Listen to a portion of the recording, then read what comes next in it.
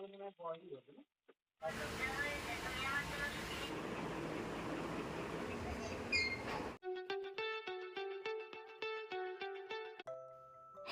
বন্ধুরা, good morning. আমি মিতা। নতুন একটা সকালে নতুন একটা ব্লগে তোমাদের সবাইকে স্বাগত জানাই। আজ হচ্ছে শুক্রবার, আর এখন কটা বাজে জানো? এখন ওই 5:30 মতন বাজে। চলো তবে আজকের ব্লগটা এখন থেকে শুরু করা যাক তোমাদের সবাইকে সাথে নিয়ে। কদিন ধরেই ভাবছি জানো, এই যে লঙ্কার গাছ গোড়াগুলোকে একটু ভালো করে কুপিয়ে দেব, আর একটু জল ভালো করে দেব। জল তো আমি রোজই দিই, কিন্তু জল দিতে দিতে না কি হয়েছে বলো তো, গোড়াটা না একদম টান ধরে গেছে, আর জল দিলে মনে হয় কি গোড়াতে লাগেই না। তো সেই জন্যই দেখো ভালো করে এই যেটা দিয়ে আমি ভালো করে কুচিয়ে দিচ্ছি, তাহলে কি হবে বলো তো, জল দিলে না এর গোড়াটায় জলটা থেকে যাবে। আর দেখো আগে যে গাছটা দেখলে সেটা কত সুন্দর হয়েছে, আর এই গাছটা এরকম কেন হয়েছে না আমি বুঝতে পারছি না। একসঙ্গেই লাগানো, সমস্ত কিছু কিন্তু যত্ন একই রকম করা, ওটাকেও যেরকম জল দিই এটাকেও কিন্তু সেই রকমই জল দিই। তো জানি না এটা এমন হয়ে রয়েছে কেন, আর ওই আগের গাছটা অত সুন্দর হয়ে গেছে কেন। তোমরা কি বলতে পারবে যে কেন এটা এরকম হয়ে গেছে? তো যাই হোক, এই দেখো এবার আমি ভালো করে এই যে গুঁড়াটাকে কুচিয়ে দিয়ে জলটাও দিয়ে দেব। আর এই দেখো দুপাশে দুটো গাছ কত সুন্দর হয়েছে, আর মাঝখানের ওই গাছটা একদমই মানে খারাপ হয়ে গেছে। তো এই যে তোমাদের দেখিয়েছিলাম মনে আছে, সেই লঙ্কা গাছ লাগিয়েছিলাম না, সেই লঙ্কা গাছগুলোই কিন্তু অতটা বড় হয়ে গেছে। আর এখন কি করছি বলো তো, এই যে আমার এই ফুল গাছটা লাগিয়েছিলাম অনেক দিন হয়ে গেছে, বেশ কিছুদিন। হ্যাঁ, তাও তো 1 বছর তো হয়েই যাবে লাগিয়েছি, 1 বছরের বেশি হবে হয়তো।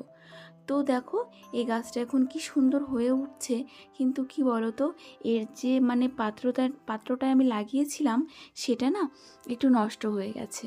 সেজন্য এটাকে আমি একটু চেঞ্জ করে দেব, আর এই যে এটাকে বসিয়ে দেব। আর এই ফুলকে তোমরা কি বলো আমি জানি না, আমরা কিন্তু টাইম ফুল বলি। আর যখন ফুলগুলো ফোটে না বেশ সুন্দর লাগে কিন্তু দেখতে, ওই জন্য। আর কি সুন্দর হয়েছে গাছটা বলো, মানে পাতা বেরিয়েছে নতুন নতুন, তো আমি রোজ জল দিই, সেই জন্যই না এত সুন্দর হয়ে গেছে। এরপর কিন্তু সকালের সমস্ত কাজকর্মগুলো আমি কমপ্লিট করে নিয়েছিলাম, বাসি কাজকর্ম আর কি। তো কি বলো তো, ওই যে সকালে একটু আমি বাড়তি কাজ করেছি না, সেই জন্য কিন্তু টাইম অনেকটাই কম ছিল। এবার ওই টাইমের মধ্যে সমস্ত কাজগুলো করেছি, সেই জন্য আর আমি ক্যামেরা করতে পারিনি। মানে ক্যামেরা অফ রেখেই আমি কিন্তু সমস্ত কাজগুলো কমপ্লিট করে নিয়েছি। তারপরে ওই যে স্নানে যাব এমন সময় দেখছি কলে বেশি একটা জল নেই, মানে আমি টাইম কলে তো স্নান করি, সেই জন্য।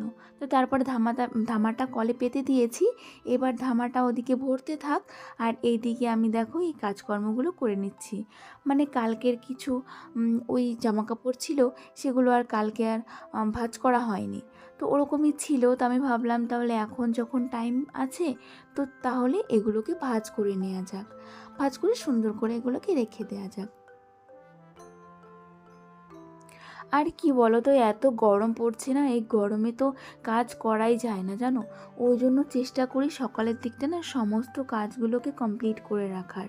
কিন্তু তবুও বলো, ওইটুকু টাইমে কি সব কাজ কমপ্লিট করা যায় বলো তো? সারাদিনের কাজ কি সকালের ওইটুকু টাইমে কমপ্লিট করে রাখা যায়? তবুও কি করা, যেইটুকু পারি সেইটুকুই কিন্তু আমি সবসময় কমপ্লিট করে রাখার চেষ্টা করি, যাতে আমার এই গরমে কষ্ট করতে না হয়। আর দুপুর টাইমটা একটু রেস্ট নেওয়ার চেষ্টা করি, মানে ওই যখন খুব রোদ ওঠে, খুবই গরম পড়ে তখন এর কথা বলছি আর কি। এই তো স্নান করে কিন্তু আমার পুজোটা দেওয়া হয়ে গেছে, আর সকালবেলা কটা ভাত বসিয়ে দিলাম, সিদ্ধ ভাত। রোজই আমি একটু সকালে সিদ্ধ ভাতই করি, এই গরমে আর কিছু করতে ভালোও লাগে না, আর টাইমও থাকে না আমার জানো। অন্য কিছু করার ইচ্ছা করে কিন্তু না, টাইম পাই না। এই যে ভাতটা বসিয়ে দিয়েও কিন্তু আমি অনেকটা কাজ করে নিতে পারি, সেই জন্যই আমি না সিদ্ধ ভাতটাই বেশি করি। অন্য কিছু করতে একটু লেটই হয়ে যায়। আর ওদিক থেকে বালতি করে জল এনে রেখে দিলাম, দুপুরবেলাতে না আর বাইরে বেরোবো না, ওই জলটা দিয়ে দুপুরবেলা রান্না করতে হবে, সেই জন্য আগে থেকেই গুছিয়ে রেখে দিলাম। আর কটা মুড়িও মাখিয়ে নিয়েছি, কেন কি সকালবেলা না খুব খিদে পেয়েছে। বড়মশাইয়ের আসতে লেট হবে, ওই জন্য খেতেও কিন্তু অনেকটা লেট হয়ে যাবে, সেই জন্যই। আর এরপরে কিন্তু চলে গেছিলাম মামামের স্কুলে, ওই যে আইসিডিএসের যে স্কুলগুলো আছে না, খিচুড়ি স্কুলগুলো, সেখানে। আমাদের কিন্তু একদমই যাওয়া হয় না স্কুলটাতে, জানো, কে যাবে, টাইমই পাই না আমি। আর ওর ওর বড়মশাইও তো টাইম পায় না, সেই জন্য যাওয়া হয় না। কিন্তু কালকে ওরা ফোন করেছিল আজকে যদি না যাই তাহলে কিন্তু নাম কেটে দেবে, সেই ভয়ে আজকে একটু মামামকে নিয়ে চলে গেছিলাম। আর দেখো সেখান থেকে যে ছাতু দিয়েছে, আবার ডিম খিচুড়ি দুটোই দিয়েছে। তো ছাতুগুলো আমি একটু গুছিয়ে রেখে দিলাম। এই ছাতুগুলো কিন্তু অতটাও খারাপ না, আমি কিন্তু দেখবে মাঝে মাঝে এই ছাতুটা খেয়ে থাকি, আর বড়মশাইকেও দিয়ে থাকি। মাম্মামকে দিই না ভয়ে, জানি না কেমন কি হবে, সেই জন্য মাম্মামকে কিন্তু দিই না। তোমরা বলো তো, ওটা কি দেবো মাম্মামকে নাকি দেবো না? আর এদিকে কিন্তু সকালের খাওয়া দাওয়া আমাদের হয়ে গেছে। আর সকালের খাওয়া দাওয়া কমপ্লিট করতে না করতেই এইদিকে দেখো জামা কাপড়গুলো সমস্ত শুকিয়ে গেছে। তাহলে ভাবতে পারো তাহলে রোদের পরিমাণটা কি। সকালে শুধু এগুলো নেড়ে দিয়ে ওই যে খাওয়া দাওয়া করেছি, আর তার মধ্যেই কিন্তু দেখো সমস্ত শুকিয়ে গেছে। আর এখন এই যে মাম্মামকে স্নান করাবো, তার আগে একটু ফল কেটে দিচ্ছি। এই গরমে মাম্মামকে লেবু জাতীয় কিছু দিলে বা তরমুজ এই সমস্ত দিলেই কিন্তু সব থেকে ভালো, কিন্তু ওটা দেওয়ারই চেষ্টা করি এই গরমে। কিন্তু মাম্মাম না এই আপেলটা খেতে চেয়েছিল, তো আমি সেই জন্যই না একটু আপেল আনিয়ে মাম্মামকে আজকে একটু আপেল দিয়ে দিয়েছি। ও যতক্ষণ নিজের মুখে বলেছে মাম্মাম আমি আপেল খাবো, সেহেতু আর কি বলো তো, আর কি থাকা যায়।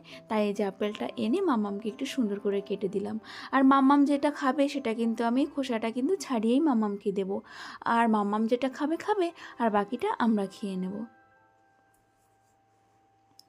এরপর কিন্তু অনেকটা টাইম কিন্তু কেটে গেছে, আমি কিন্তু এর মধ্যে কোনো কিছু কাজকর্ম করিও নি আর ভিডিও করিনি। কি বলো তো, একদমই বসেছিলাম, মাম্মামকে স্নান টান করিয়ে দিয়ে তারপরে মাম্মামকে নিয়ে কিন্তু ঘরেই বসেছিলাম, মানে শুয়েছিলাম, ফোন ঘাঁটছিলাম। মানে ওই গরমে আমার আর কাজ করতে কিন্তু এতটুকু এনার্জি ছিল না বা ইচ্ছাও ছিল না। সেই জন্যই এই যে এখন অনেকটা টাইম পরে একটু যখন রোদটা কমেছে, একটু যখন বেলা হয়েছে, তারপরে গিয়ে আমি রান্নাটা চাপিয়েছি। আর বড়মশাই বলল তুমি ধীরে সুস্থেই রান্না করো, কোনো চাপ নেই।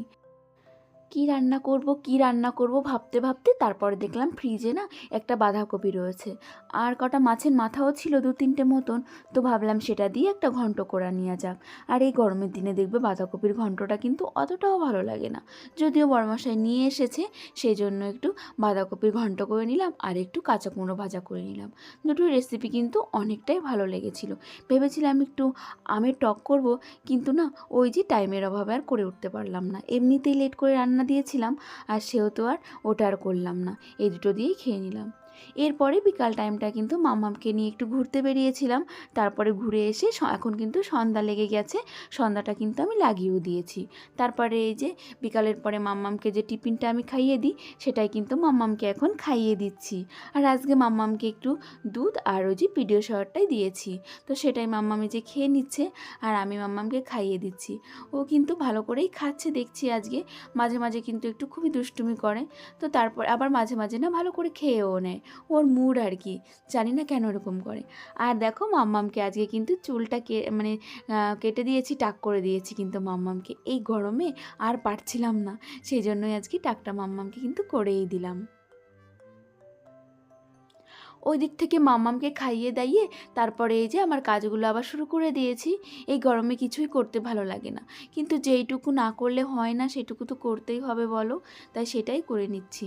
এই যে সমস্ত কিছু একটু গুছগাছ করে নিচ্ছি। আর তোমরা দেখেই থাকবে কিন্তু আমার ঘরে কিন্তু অতটাও দামি জিনিসপত্র নেই, কিন্তু যেটুকু যা আছে এটুকুই কিন্তু আমি অনেক সুন্দর করে গুছিয়ে পরিপাটি করে রাখি। স্বপ্ন তো অনেক কিছু আছে, ঘরটাকে অন্যভাবে সাজাবো, ঘর করব, কিন্তু কি বলো, সব স্বপ্ন কিন্তু সত্যি হওয়ারই অনেক টাইম লাগে। আর স্বপ্ন দেখতে তো পয়সা লাগে না, কিন্তু স্বপ্নটা পূর্ণ করতে কিন্তু পয়সা লাগে। তো সেই পয়সাটা তো এখন আমাদের নেই, তো যখন হবে তখন কিন্তু এই স্বপ্নগুলো একটা একটা করে কিন্তু পূর্ণ করার চেষ্টা অবশ্যই করব। আর তোমরা যদি আমার সাথে থাকো, আমার পাশে থাকো, তাহলে তোমরাও তো নিশ্চয়ই দেখতে পারবে, আর তোমাদেরকেও তো অবশ্যই দেখাবো। চলো তবে আজকের ব্লগটা কিন্তু আমি এখানে শেষ করব, আর বেশি বড় করব না। তো তোমরা সবাই ভালো থেকো, আমরাও সবাই ভালো আছি, তোমাদের সবাইকে টাটা অ্যান্ড গুড নাইট।